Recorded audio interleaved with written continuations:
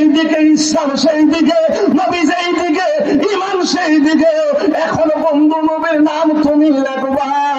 তুমি যে খাড়া হইয়া আমি আল্লাহর নাম লেখছো, তোমার ছায়া আমি আল্লাহর নামে পড়ছে।